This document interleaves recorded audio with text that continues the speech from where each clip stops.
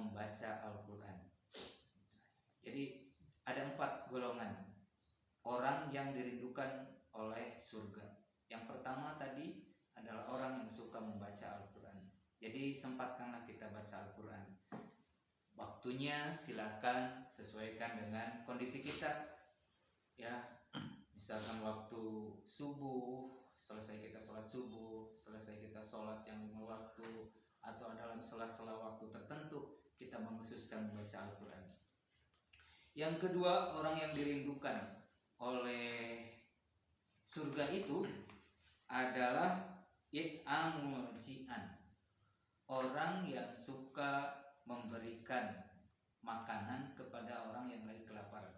Ini dalam artian kita diperintahkan oleh Allah Subhanahu wa taala menunjukkan kepada Nabi kita sebagai contoh yang real dalam hidup secara hablum minan nas, bagaimana sikap Nabi selalu memberikan sesuatu yang diinginkan oleh manusia itu. Salah satunya adalah kita menjamin makanan. Kalau ada, ya berikanlah dengan apa yang kita miliki.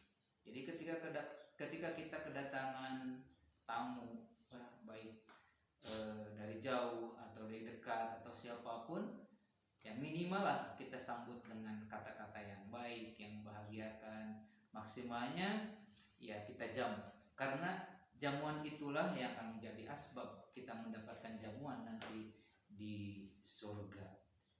Ini ya, karena apa? Karena di dunia ini ada tempat kita beramal. Ad-dunya majruatul akhirat, bahwa dunia ini adalah tempat kita beramal untuk mengumpulkan kebaikan dan akan kita petik hasilnya, nikmatnya di surga nanti. Hadirin pemirsa yang dimuliakan Allah Subhanahu wa taala, yang ketiga orang yang dirindukan oleh surga adalah lisan dzakirullah, lisan yang selalu zikir kepada Allah. Dalam artian lisannya selalu ingat kepada Allah. Jadi al-qalbun muta'allaqun billah, hatinya selalu ngait di mana saja kita berada, mau kita kemana saja, hati kita selalu ingat kepada Allah Subhanahu wa taala.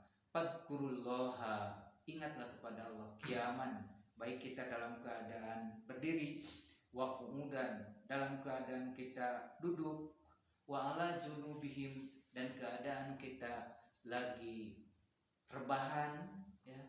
Itu semuanya kita ingat kepada Allah Subhanahu wa taala. Kenapa? Karena Allah mengingatkan kepada kita, jika engkau ingat kepadaku, maka aku pun akan ingat kepadamu. Nah, dalam artian di sini yang suruloha, yang surkum. Jika kita menolong agama Allah, maka Allah pun akan menolong kita. Marilah kita berbuat baik untuk diri kita, keluarga yang selalu disandarkan dengan karena Allah Subhanahu wa taala, illa biwajhillah, dengan keinginan ya untuk mendapatkan ridho Allah Subhanahu wa taala. Karena manusia, sehebat apapun manusia, sebaik apapun manusia, kalau niatnya ya bukan karena mendapatkan ridho Allah, tidak ada rahmat Allah, maka kita tidak akan bisa diantarkan ke surga. Inilah yang disampaikan oleh Allah dan Rasulnya, supaya kita ini dalam hidup adalah tidak picik ya, tetapi harus tadi ada tanya dan jawab gitu. Ada perbuatan pasti ada amal, ada amal pasti ada jawaban dari Allah, dari pahala. Karena itulah niatkan kita dalam kebaikan. Nah itulah lisan. Untuk dzikir kepada Allah Subhanahu wa taala bisa diucapkan dengan kata-kata ataupun di dalam hati ya. Misalkan kita kalau lagi duduk bacakan tasbih kepada Allah, subhanallah walhamdulillah wala ilaha illallah, Allah Allah ya Allah. Jadi dikala kita lagi sendirian, dikala kita lagi berjamaah, hati kita jangan lepas ingat kepada Allah Subhanahu wa taala, supaya kita selalu ada dalam rahmat Allah Subhanahu wa taala.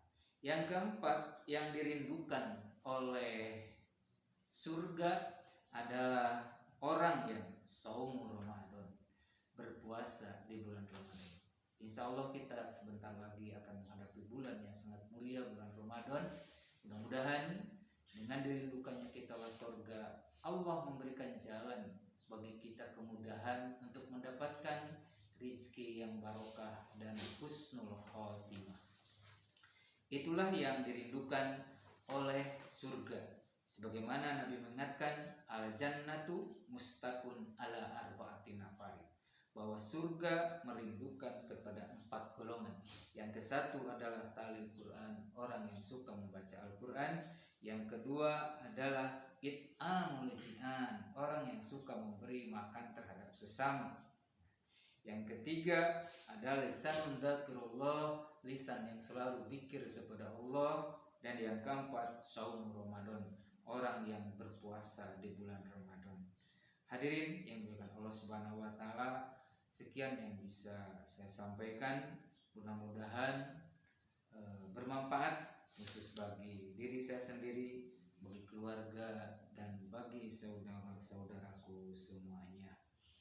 Sebelumnya, marilah kita berdoa kepada Allah Subhanahu wa taala, karena kita adalah makhluk yang serba lemah, makhluk yang tidak akan bisa berdiri tanpa bantuan orang lain, dan kita tidak akan bisa menjalankan aktivitas tanpa kita memohon kepada Allah Subhanahu wa taala.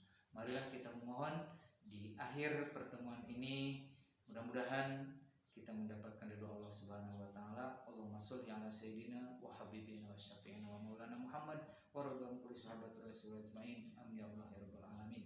Hamdan syakirin, hamdan na'imin, hamdan yuwafi ni'amahu wa yukafi mazidah. Ya Rabbana lakal hamdu kama yanbaghi li wa adimi sultan.